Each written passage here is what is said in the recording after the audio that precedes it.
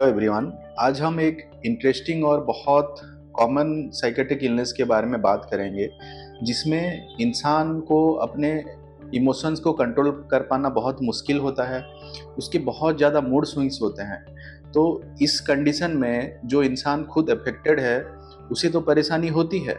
उसके अलावा उसके आसपास जितने क्लोज लोग हैं, जैसे कि फैमिली मेम्बर्स हैं, बॉयफ्रेंड है, हस्बैंड है, कि वाइफ है या गर्लफ्रेंड है, जो क्लोज लोग इमोशनली इन्वॉल्व होते हैं, वो भी बहुत ज़्यादा इम्पेक्टेड होते हैं और उनसे बहुत परेशान होते हैं।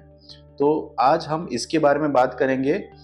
इस कंडीशन का नाम होता है बॉर्डर लाइन पर्सनैलिटी डिसऑर्डर या emotionally unstable personality disorder. Border line personality disorder ये देखा गया है कि फीमेल्स में ज़्यादा पाए जाते हैं, 2 टाइम्स ज़्यादा पाया जाता है कंपेयर टू मेल में। तो इसके कुछ सिम्टम्स होते हैं, जैसे कि मूड स्विंग्स बहुत फ्रीक्वेंट होते हैं। अभी अच्छा लग रहा है, कुछ देर बाद अच्छा नहीं लगेगा। बिहेवियर्स बहुत ही अनप्रेडिक्टेबल होते हैं, बहुत वोलेटाइल होते हैं। अभी बहुत खुश हैं, कुछ देर बाद, कुछ दिन बाद बहुत दुखी हो जाएंगे, बहुत गुस्से में होंगे। छोटी छोटी बातें बहुत ट्रिगर करती हैं, छोटी छोटी बातें बहुत इमोशनल कर देती है इंसान को, बहुत सेंसिटिव होते हैं। कोई कुछ भी बोले तो सहना मुश्किल हो जाता है।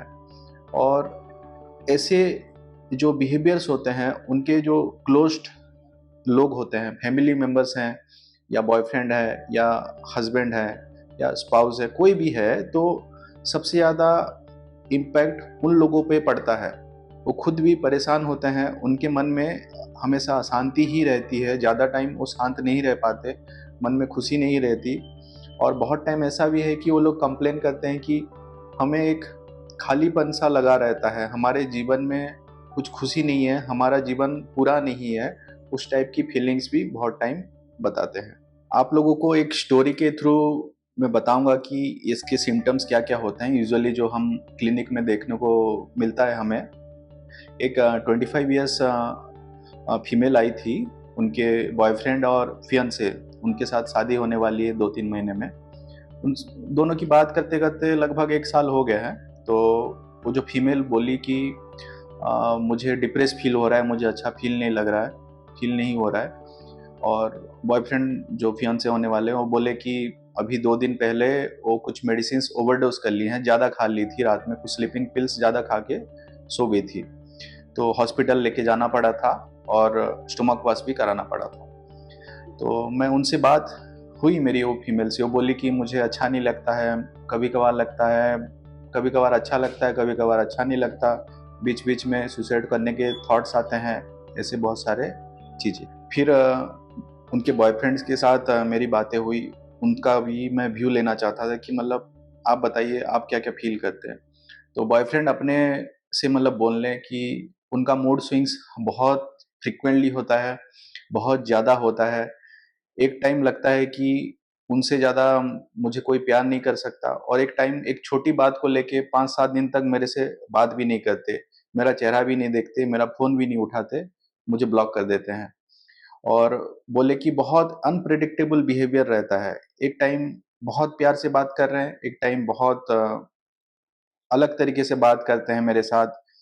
लगता है कि मुझे जानते ही नहीं है, ऐसे टाइप के बिहेवियर उनका हो जाता है।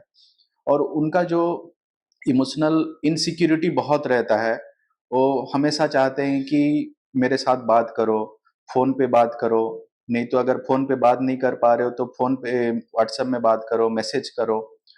तो बॉयफ्रेंड ये भी बोले कि ऑफ़िशियल टाइम में भी उनको टाइम देना पड़ता है, अगर फ़ोन रिसीव नहीं करो तो उनको गुस्सा आ जाता है।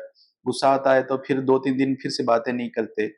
और ऐसा भी होता है कि रात में फ़ोन डिस्कनेक्ट मत करो, मेरे साथ ऑनलाइन रहो, रात भर फ़ोन कान पे रख के हम बात करते-करते सोएँगे, ऐसे भी उनके डिमांड्स होते हैं। और ऐसा पहली बार नहीं हुआ है कि वो मतलब मेडिसिन ओवरडोज़ की हैं, उससे पहले भी एक बार मेडिसिन ओवरडोज़ की हैं और एक बार हाथ भी अपना काट चुकी हैं। ऐसे उनका अनप्रेडिक्टेबल बिहेवियर सब रहता है। ऐसा हो गया है कि उनके साथ टाइम स्पेंड करते-करते मैं अपने फ्रेंड्स और फैमिली को भी टाइम नहीं दे पा रहा हूँ। पहले मेरे मतलब जो फ्रेंडशिप थी, मैं उनके साथ पार्टी करने जाता था, बाहर जाता था, वो भी बंद हो गया है। और ऐसा भी उनको गुस्सा आता है कि बीच-बीच में मेरे साथ ब्रेकअप भी कर देते हैं, बोलते हैं कि आप दूसरी लड़की देखो, मैं आपसे शादी नहीं करूँगी।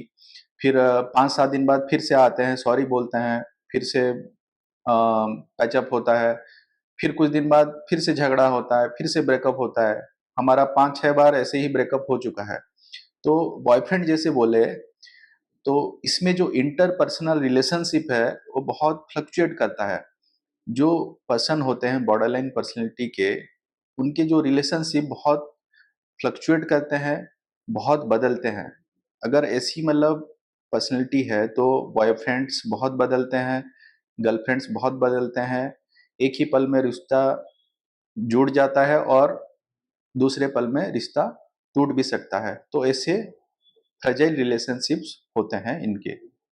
बॉर्डरलाइन पर्सनैलिटी डिसऑर्डर में और देखा गया है कि बहुत सारे इम्पल्सिव डिसीजंस होते हैं, व्यक्ति के बहुत इम्पल्सिव डिसीजंस होते हैं। जैसे कि एक ही पल में इच्छा किया तो बहुत सारा पैसा खर्चा कर लिया, शॉपिंग कर लिए।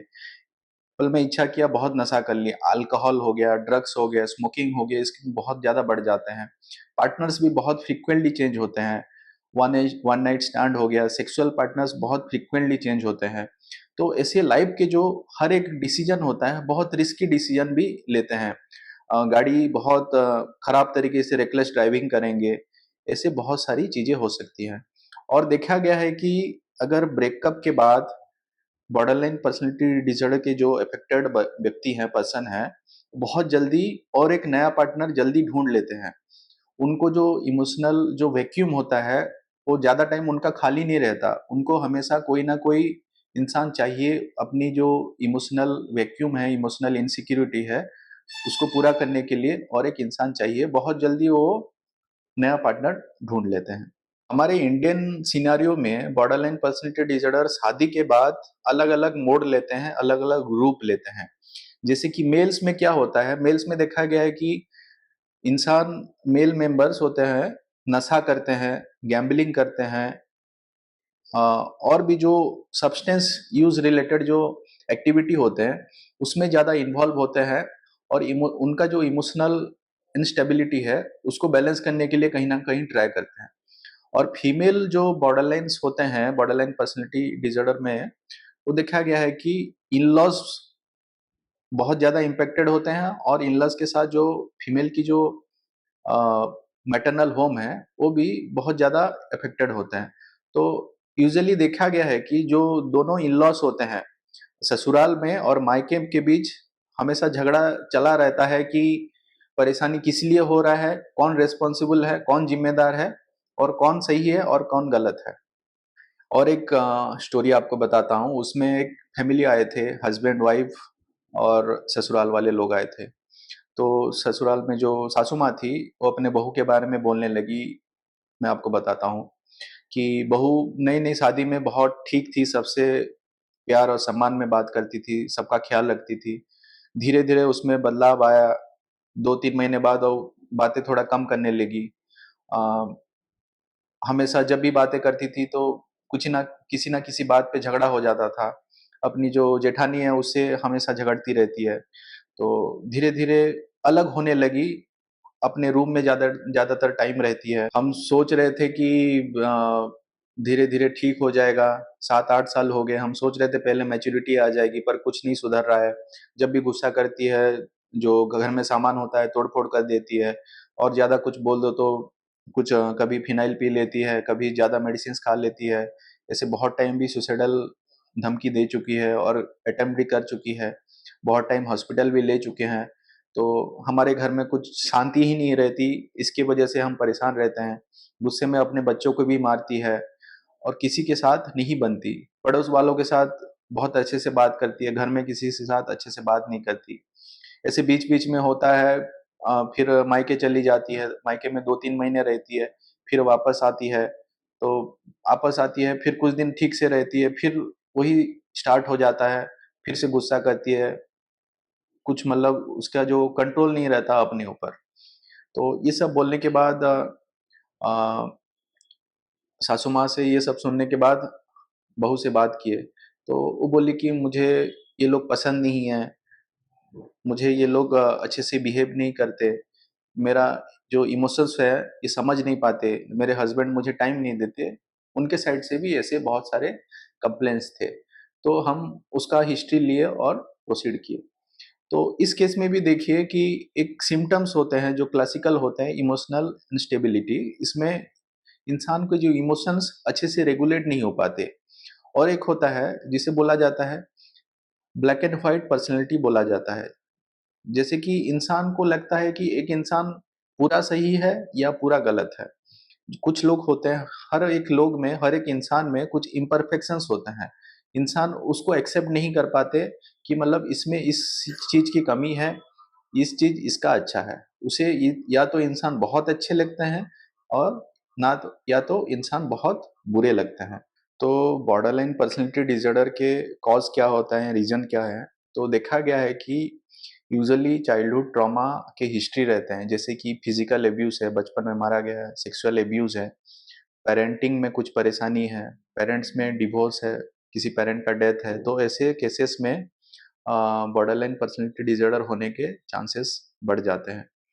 तो प्रॉब्लम, तो इसका ट्रीटमेंट क्या होता है? इसका ट्रीटमेंट मेनली होता है बिहेवियरल थेरेपी होता है, डायलेक्टिकल बिहेवियरल थेरेपी है, सीबीटी है।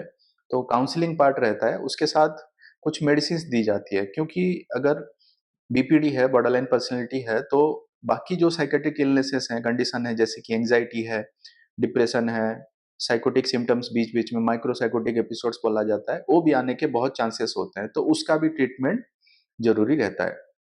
तो परेशानी ये है कि जो इंसान बॉर्डरलाइन पर्सनैलिटी से सफर कर रहा है, वो यूजुअली ईगो सिंटोनिक होता है। ईगो सिंटोनिक मतलब होता है कि इंसान को नहीं लगता है कि उसे कुछ परेशानी है और उसे ट्रीटमेंट की जरूरत है। अगर कोई लव्ड वंस, जैसे कि फियोंसे हैं, बॉयफ्रेंड है या हस्बैंड है या वाइफ है, अगर कोई भी बोले कि चलिए आप साइकियाट्रिस्ट से मिलिए, तो वो यूजुअली नेगेटिवली रिएक्ट करते हैं कि मेरी तो ऐसी कुछ परेशानी नहीं है, मुझे तो कुछ प्रॉब्लम नहीं है, प्रॉब्लम आप लोगों में है, आप लोग ट्रीटमेंट खुद का कराओ, मुझे कुछ ट्रीटमेंट की ज़रूरत नहीं है। तो यूजुअली एक्सेप्टेंस नहीं होता है कि मुझे कुछ प्रॉब्लम है और मुझे हेल्प चाहिए। और ऐसे जो होते हैं, इनके लाइफ में बहुत सारी परेशानियाँ होती हैं, जैसे कि इंटरपर्सनल रिलेशनशिप बहुत इम्पैक्ट होते हैं। जैसे मतलब बहुत फ्रीक्वेंटली बॉयफ्रेंड्स बदलते हैं, तो करियर में जो ग्रोथ होता है इंसान का, उसमें फ़र्क पड़ता है। और मैरिटल लाइफ में बहुत डिस्प्यूट रहता है, हस्बैंड वाइफ कभी भी खुश नहीं रह पाते। तो देखा गया कि बहुत फ्रीक्वेंटली डिवोर्सेस भी होते हैं, अकेले रहते हैं, लोनलीनेस रहता है, सेपरेशन होता है। सेपरेशन के बाद अलग रहने से डिप्रेशन और एंग्जायटी के रिस्क भी बहुत बढ़ जाते हैं। मेल में दिखाया गया है कि अलग रहने से अल्कोहल हो गया, स्मोकिंग हो गया, वो बढ़ जाता है। तो बहुत ही कॉम्प्लेक्स एक इलनेस है, बहुत ही कॉम्प्लेक्स इलनेस है, और इसका इलाज भी बहुत, ट्रीटमेंट बहुत केयर से करना पड़ता है। यूजुअली फैमिली मेंबर्स बहुत एग्रेसिव हो जाते हैं कि बोलते हैं तुम पागल है, तेरा इलाज कराएंगे, उससे उस पर्सन का रिस्पॉन्स और बहुत ज़्यादा खराब होता है। तो मेरी रिक्वेस्ट ये है कि आप लोग इस जो कंडीशन है, इस कंडीशन को बहुत सेंसिटिवली ले। ये जो स्टोरी मैं बोला हूँ, बस इसीलिए कि आप लोग जान पाएँ, और अगर आप खुद सफ़र कर रहे हैं तो आप खुद भी जान पाएँ कि ऐसा कंडीशन होता है और इसका ट्रीटमेंट भी होता है और थेरेपी भी होता है। तो अगर आप ऐसा कुछ फेस कर रहे हैं, हेल्प लीजिए। अगर फैमिली मेंबर में कोई आपका ऐसा है, तो उनको बोलिए कि आप हेल्प ले सकते हैं, आपकी हेल्प हो सकती है। और इस वीडियो को ज़रूर लाइक करें और शेयर करें। Thank you.